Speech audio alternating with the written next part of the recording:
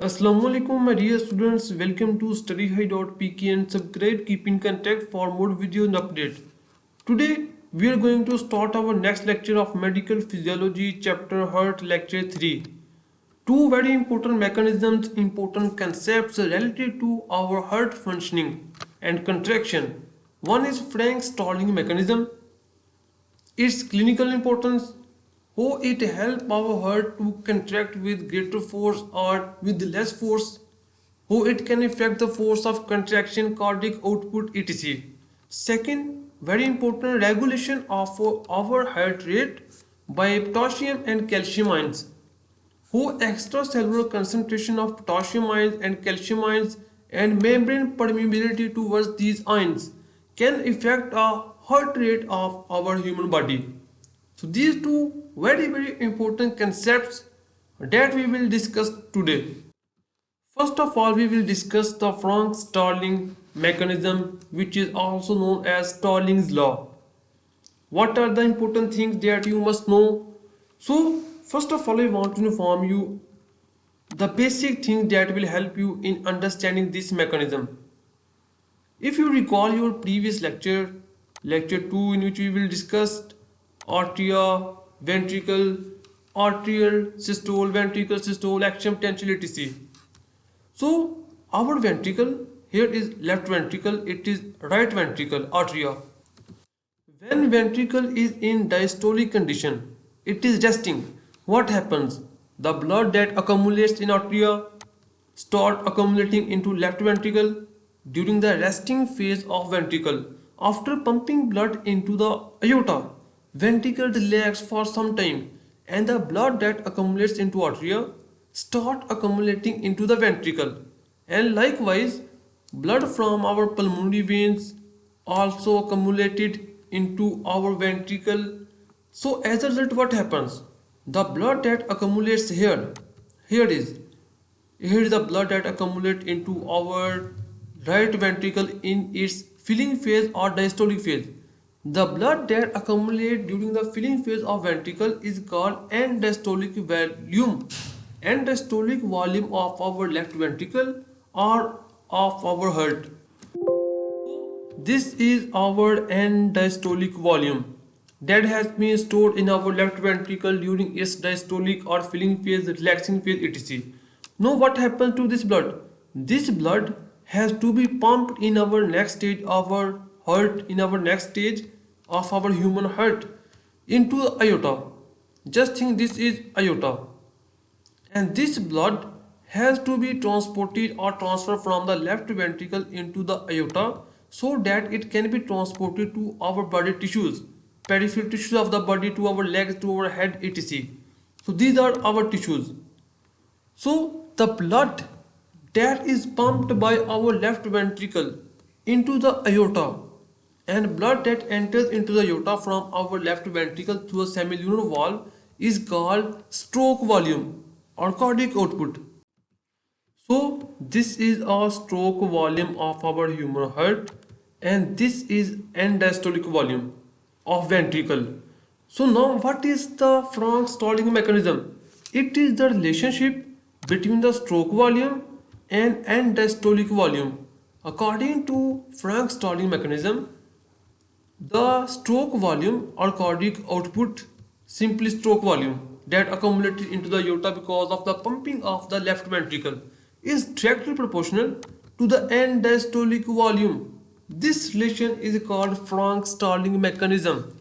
End diastolic volume, if we have high end diastolic volume, there will be high stroke volume. If a large number of blood accumulates into our left ventricle, a large number of volume of blood will be pumped by our heart. Second, I want to define this definition in second way. Our heart does not store any blood in it. It pumps all the blood into the aorta. It does not store any type of blood. So our heart ventricle has to pump all the blood. If a large amount of blood accumulates into it, a large amount of blood will be pumped by it. So this is a Frank Stalling mechanism. Now I want to explain the basic principle on which this mechanism is working. Let's draw a two type of heart ventricles. Here is a one heart which has very low end diastolic volume, or due to some conditions or low blood volume, there is a very low end diastolic volume here. And here is a second heart in which a large volume of blood has been accumulated from the artery and pulmonary veins. So these are the two type of conditions. Now let's explain what will happen. In heart in which there is very low or small end diastolic volume, it will pushes the wall of the ventricle with a smaller force. With less pressure will be exerted on the walls of the ventricle by this end diastolic volume. Because it is small in size, if there is a large end diastolic volume, it will exert or stretch the wall of the ventricle with a large length as compared to the small end diastolic volume. So it stretches the myofibrils of the muscle cells that involve in forming the wall of the left ventricle to a greater stretch, to a greater strength. As a result, it will contract with a larger force. So how this happened, I want to explain you by using a spring example. Here is a spring system you have. If you expand this spring in right direction to this distance, to a little distance, it will move backward with a little force towards to attain its original position, elasticity, due to elasticity. If you expand or stretch this chain to a large distance, what will happen? It will start moving backward when you remove the external force with a large force as compared to the force with which it moves backward when you stretch to this distance. So if you stretch this spring to a large distance, it will move backward with a large force. Likewise, similar mechanism occurs in our heart. When a large end diastolic volume enters in our left ventricle, it causes the left ventricle wall to stretch to a large degree, large length. As a result, it then contract, respond to the large volume to a greater strength and pumps this blood into the aorta so that this blood can be moved to the peripheral tissues of the body. Likewise, if a small blood, small stretch and small cardiac output, this is a basic principle which is also known as length tension relationship. Length is directly proportional to the tension relationship. More tension, more length stretch, more tension. So length stress tension relationship explains how our left ventricle or simply our heart increase the stroke volume when a large end diastolic volume of the blood enters here. Now we will discuss the different type of examples related to it so you can understand this mechanism. In last lecture, we have studied absolute refractory period of axial potential and relative refractory period. What happens in some conditions after the contraction of heart? This period is called relative refractory period, during which what happens if a strong stimulus or strong axial potential is applied to the walls of the heart. It does not go into relaxation phase. It starts another force contraction whose force of contraction is very low as compared to the normal force of contraction which is here. So what happens when our ventricular muscle without going into relaxation phase contract again? This is called premature contraction, and the cardiac output in this condition is very low because ventricle found no time, there is no refilling phase, very low blood is present in this premature contraction. If someone asks you why in premature contraction of human heart the stroke volume is very low, because the end diastolic volume in premature contraction is very low. Why ventricle found no time to fill its blood. After one contraction, our heart started another contraction, and there is no filling of blood from the pulmonary veins, or very low filling. Low filling means low end diastolic volume. low end diastolic volume, low stroke volume. So how our Frank Starling mechanism help to overcome this condition? After two consecutive contractions, no our heart muscles relax to a lot time. This is a relaxing phase. When it relaxes for a larger time as compared to normal conditions, a large amount of blood accumulated from the pulmonary veins and arteria into the left ventricle. In next stage, a large volume accumulated here. As a result, after premature contraction, there is a large filling phase. Large filling phase mean after premature contraction, there is a high end diastolic volume. High end diastolic volume. So to respond to the high end diastolic volume, there will be a high stroke output, stroke volume, because ventricle will contract with the larger force. Who this thing helpful in providing blood to the tissues? When there is a premature contraction, very low blood will be transported to the tissues. As a result, what will happen? A very low blood is transported to the tissues. This is our human tissue or cell. So when there is a premature contraction, low volume, this is very sad. Why it is very sad? Because it does not get enough nutrients for its working. So in the next condition, when there is a large filling phase, ventricle relaxed with for a larger time, there with a large end diastolic volume after premature contraction and large force of contraction. So in the next movement, our ventricle contract with a larger force and pump blood with a larger force, a large stroke volume. Then this will be happy.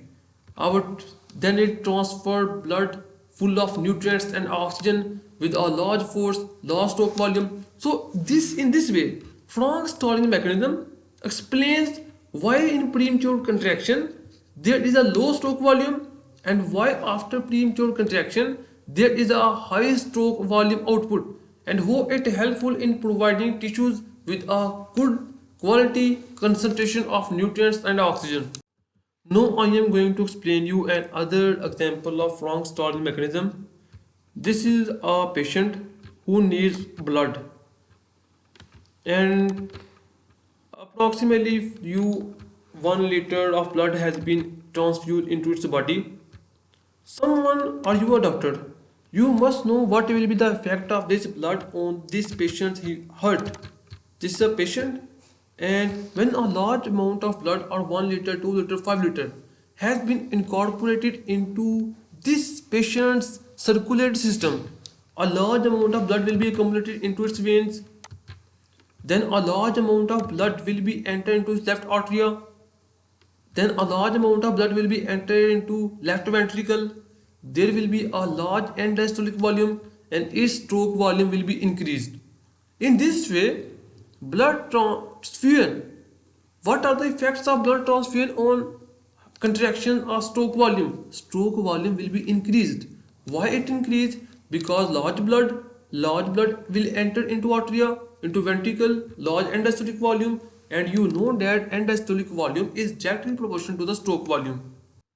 In another type of condition, when our body needs an extra nutrients for working, so our veins are the largest reservoir of storing blood.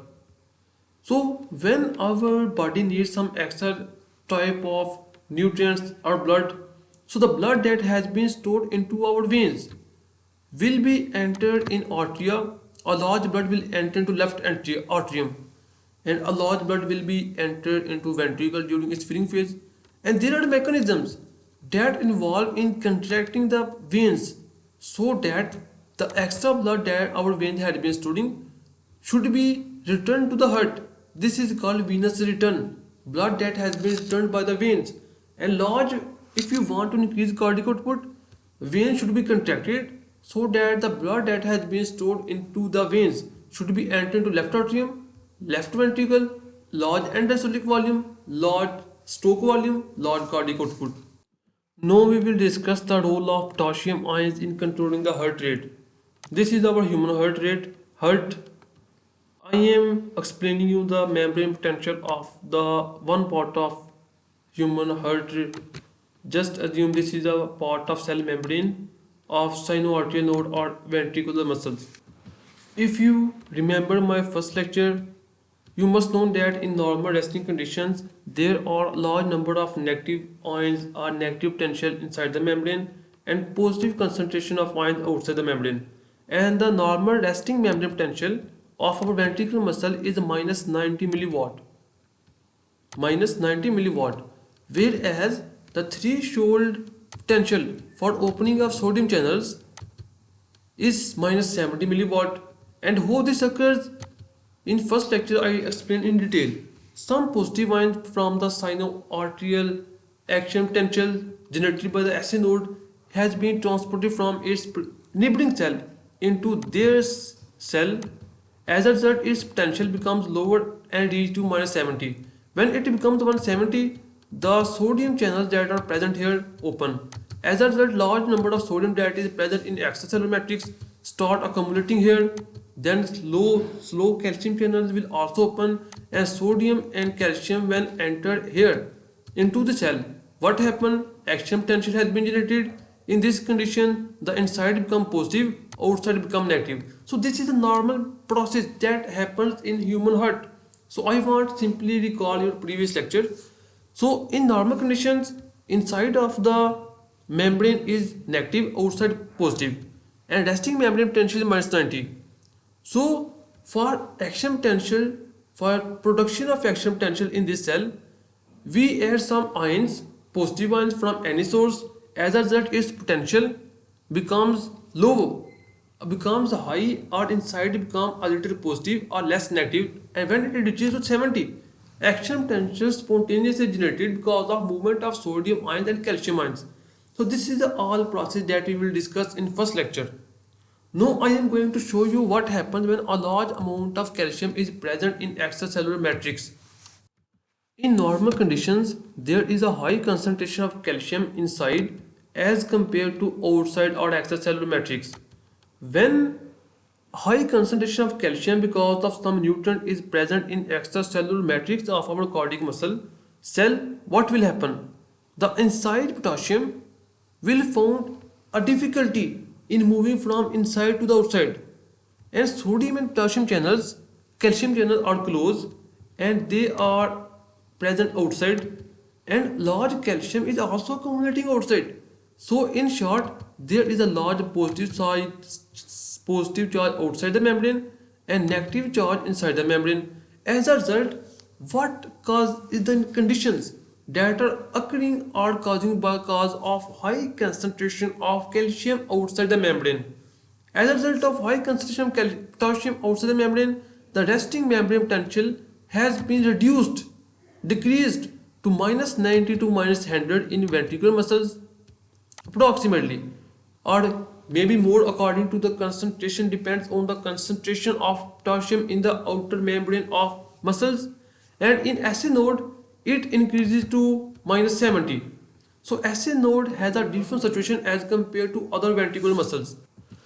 So when there is a high concentration of potassium, the resting membrane potential has been reduced, and in this condition we found a difficulty in generating or in reaching the threshold potential, which is minus 70, for causing the action potential or contraction in this muscle cell.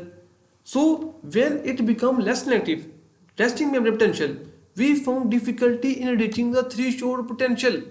As a result, our heart rate will be low. So because of high concentration of potassium ions in extracellular matrix, there will be a very low, the resting membrane potential will be decreases. As a result, heart rate will be decreases. Some of the important concepts that you must know, because we will discuss in coming lectures. Threshold for fast sodium channels is approximately minus 70 milliwatt, whereas the for slow calcium and sodium channels it is minus 40. So threshold for different channel is different, whereas resting membrane potential for SN node is a minus 55 to minus 60 milliwatt, whereas the resting membrane potential for ventricular muscle is minus 90 milliwatt, as I have tell you earlier.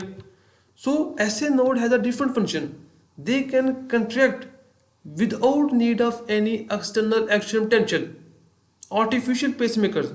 So we will discuss in our coming lectures in lecture 5 how SA node work, why they have different resting membrane potential, different threshold, and fast sodium channels not involved in action potential or contraction of SA node. Whereas calcium sodium channels who has threshold of minus 40 millivolt involved in causing contraction or action potential in SA node, we will discuss in coming lectures. But you must remember SA node has a different resting membrane potential and different way of contraction as compared to ventricular muscles. So in short, what are the effects of high potassium in the extracellular matrix in the heart rate? High potassium causes slowness or bradycardia, means slow heart rate. How they cause by reducing the resting membrane potential from minus 90 to above minus 100 or minus 110 in ventricular muscles and minus 55 to minus 66 minus 60 to increase or become the resting membrane potential of SA node also become less negative because of presence of extra potassium in the extracellular matrix. Now we are going to discuss the role of calcium in heart rate, contraction of heart rate. So calcium, if you remember my previous lecture, calcium is needed for the contraction of the heart. This is a T-tubule, this is sarcoplasmic reticulum. These are the myofibrils consisting of actin and myosin. And actin consists of troponin that bonds with the myosin. So as a result, troponin need calcium for binding with the myosin and causing the contraction of cardiac muscles and skeletal muscles. So if a high concentration of calcium is present in the extracellular matrix, so when action potential comes here from this direction, T-tubule causes the action potential to move into the core of the cell. This is a function of T-tubule. Then the slow calcium channels will open that are present in the wall of T-tubule. As a result, if large amount of or large concentration of calcium is present in the extracellular matrix, then it will rushes to a larger degree inside the cell, and a large concentration of calcium will be enters in our cell and also be secreted by the sarcoplasmic reticulum into the cytoplasm of the cardiac cell.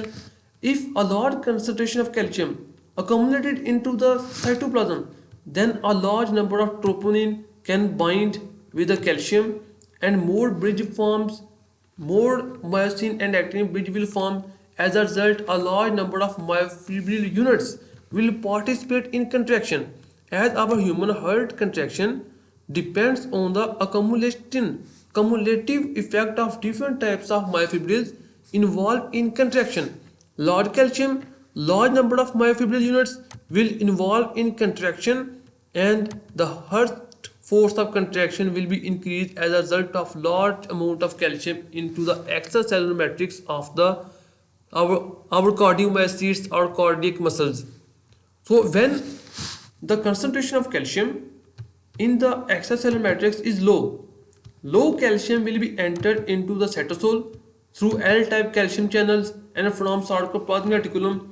Our heart the major source of calcium in our heart is calcium that is present in extracellular matrix, because the sarcoplasmic reticulum of human heart or cardiac myocyte is very small or very thin. It cannot store a large amount of calcium. That's why our cardiac myocytes depend on the calcium concentration present in the extracellular matrix. So low calcium concentration, low will be entered into our heart muscle cell.